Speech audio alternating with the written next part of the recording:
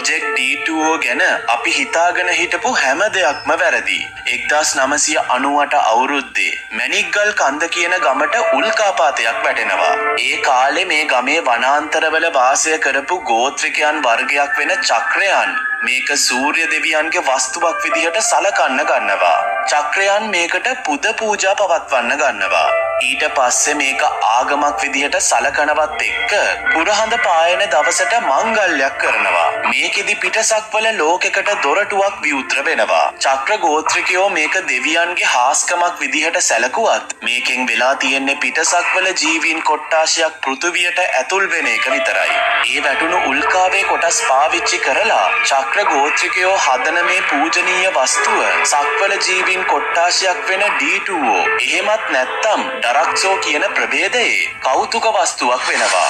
ඉතිහාස කතාවල හැටියට ඩරක්සෝ සහ ඇප්‍රිසෝ කියන සක්වල ජීවීන් අතර යුද්ධයක් ඇති වෙනවා. මේ යුද්ධය ඇති වෙන්නේ කෞතුක වස්තුවකට.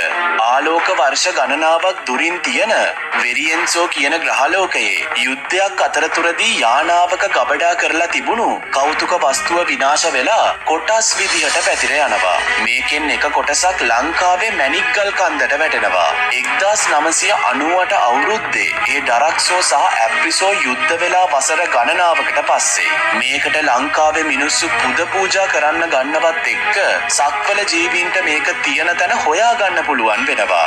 ඩරක්සෝ ජීවීන් පෘථුවියට ద్వාරයක් මගින් එනවා.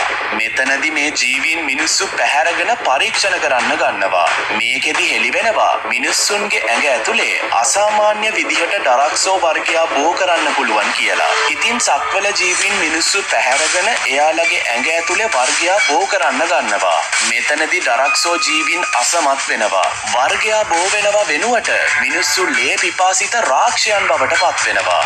කාලෙ ගෙවිලා යනවත් එක්ක මිනිස්සු එක දිගට විකෘති වෙන්න ගන්නවා. පරිසරයට අනුගත වෙන ප්‍රචණ්ඩකාරී දරුණු ජීවීන් බිහි වෙන්න ගන්නවා. ප්‍රොෆෙසර් අනන්‍යා කොලින්ස් මේ හැම දෙයක්ම දැනගෙන හිටියා. එයා සංගීත පාවිච්චි කරලා මේ දේවල් ගැන පරීක්ෂණ සිද්ධ කරා. සංගීත නොදැනුවත්ව එයාගේ හැම විස්තරයක්ම එයාගේ හොඳම යාළුවා වෙන ප්‍රොෆෙසර්ට කියනවා.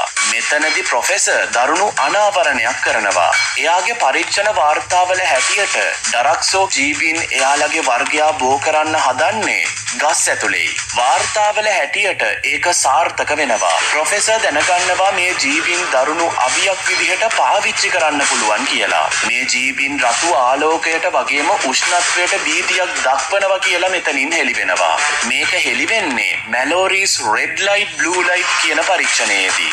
අනන්‍යා මෙතනදී හෙළි නොකරපු කතාවක් තියෙනවා. ඒ තමයි මේ ආයුධය මොන වගේ එකක්ද කියන එක.